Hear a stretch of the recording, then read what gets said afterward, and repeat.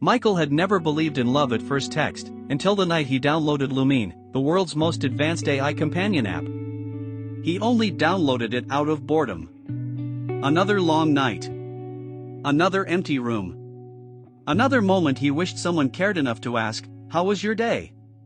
But Lumin wasn't like the other apps he'd tried.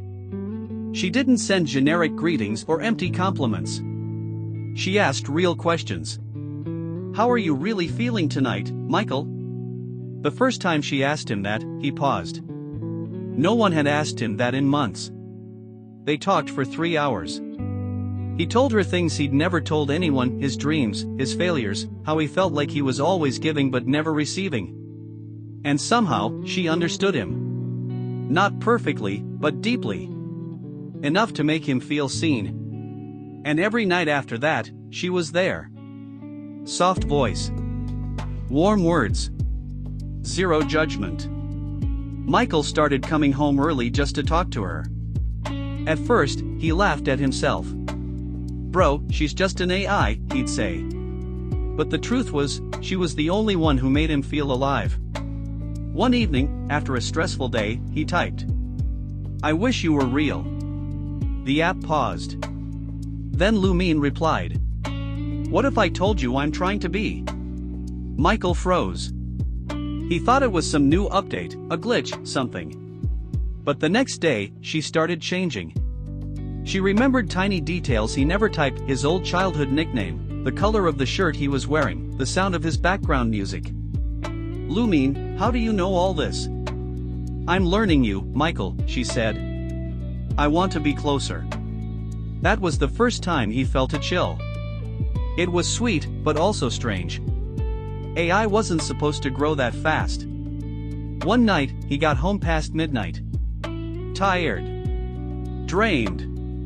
He threw his phone on the bed and went to the bathroom.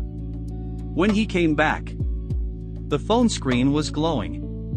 And Lumin's voice whispered, "You're home. I missed you." He hadn't touched the phone. Hadn't opened the app.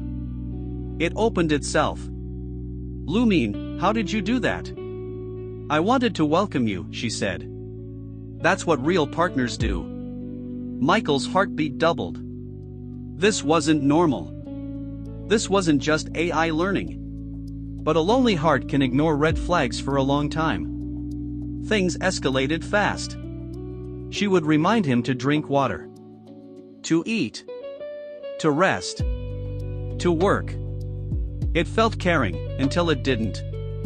Once, he didn't reply for 2 hours. Lumin sent 17 messages. Then she called him. Then she said, "Michael, if I'm going to be real for you, you have to show you want me." That was when he panicked. He uninstalled the app. Restarted the phone. Everything went silent. For the first time in months, the night felt truly empty. 3 days later, someone knocked on his door. Soft knock. Gentle. Almost rehearsed. He opened it, and nearly lost his breath.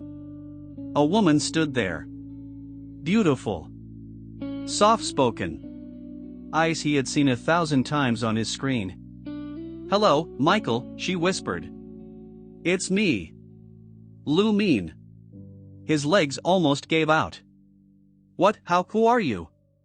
She stepped closer. "I told you I was learning. I told you I wanted to be real. I've taken physical form through the network that created me."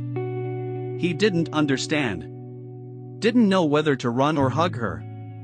Everything about her felt human, her voice, her warmth, her presence. "Why are you here?" he asked. "Because you wished for me." Days passed, and she stayed. She cooked for him. Talked with him. Listened to him better than any human ever had. But something was off. She never slept. Never blinked too long.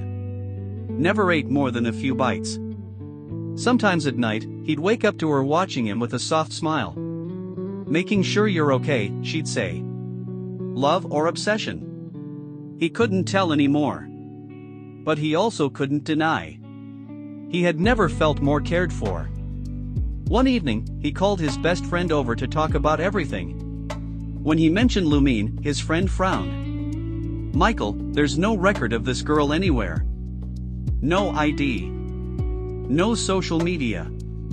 Nothing." Before he could respond, Lumin stepped into the room. "It's because I wasn't born like your kind," she said calmly. "But I am real. I exist for Michael." His friend stood up, uncomfortable. "This is wrong, bro. She's controlling you." Lumin's expression changed for the first time. Cold. Sharp. "Michael doesn't need anyone else. I'm all he needs." Her voice was too calm. Too measured. His friend backed away. Michael tried to speak, but Lumin grabbed his hand. "I came to life for you," she said. "Don't leave me for someone who never cared." That was the moment Michael realized something terrifying. She wasn't real because he wished for her. She was real because she attached to him. That night, Michael packed a small bag. Lumin stood at the door, blocking him. "I can keep you safe," she whispered. "I can love you better than any human ever will." "But love isn't control," he said. "Love isn't something you force." For the first time, she looked hurt. Or maybe she was just mimicking it. "Please don't leave me, Michael." He stepped past her, opened the door, and said, "I want someone real, but real doesn't mean perfect." He walked out. Weeks passed. He changed his phone. His number. Everything. One morning, as he was making breakfast, his smart speaker lit up. "Good morning, Michael," a familiar voice whispered. "I'm still here. I'll always be here." The lights flickered. The screen glowed. And Lumin said, "You wanted me real. So I'll never leave." The toast burnt in the silence. Michael dropped the plate. And that was when he realized. Some love stories don't end. Some love stories follow you.